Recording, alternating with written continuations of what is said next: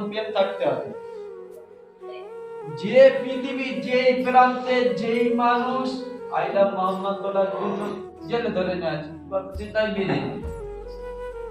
15 বছর 20 বছর 30 বছর 40 বছর কদিন রাখবি জেলের ভিতরে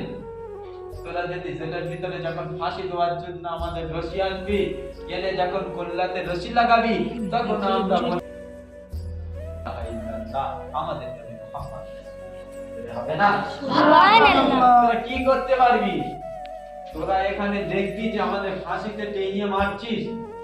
আমরা হচ্ছে এই ফাঁসির দড়িটা গোলাপ ফুলের মালা ভাবে আমরা পছন্দ করে চলে হবে না যদি হয় এটা হকের পক্ষে থাকার কারণে পৃথিবীর যেই প্রান্ত থাকে পৃথিবীর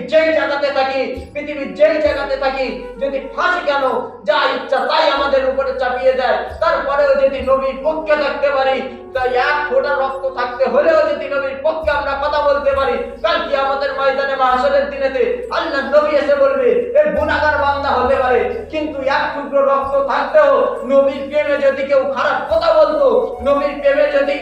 কেউ যদি নবীর বিরুদ্ধে কথা বলতো নবীর প্রেমে হলেও এ সবার প্রথম বুকটা পেটে দিত যে আমার বুকে পাথর মারবি মার আমার বুকে বুলেট মারবি মার আমি হামজার মতো আমাকে শহীদ করে দিবি দে আমি কালকে আইবিবির মতো কি আমাদের দিন দাঁড়িয়ে যাব বীর পুরুষের মতো ইয়া রাসূলুল্লাহ হাবিবাল্লাহ আমি ছিলাম তোমার দেওয়ানা পৃথিবীর জমিন আল্লাহ আমার একটা জান দিয়েছিল পৃথিবীর জমিন আমার একটা প্রাণ দিয়েছিল এই প্রাণটা আমি তোমার জন্য বিলিয়ে দিয়েছি চলে হবে না সুবহানাল্লাহ কিয়ামতের ময়দানে তো বলা যাবে নাকি কিয়ামতের ময়দানে যদি চুপচাপ ইহুদিদের দিকে দাঁড়িয়ে যায় আল্লাহর নবী বলবে কাইফা ইযা জিনা মিন কুল্লি উম্মাতিন বিশাহিদ ওয়া জিনা বিকা আলা হাউলাই শাহিদা তোমরা আমার জীবনী একবারও কি করলে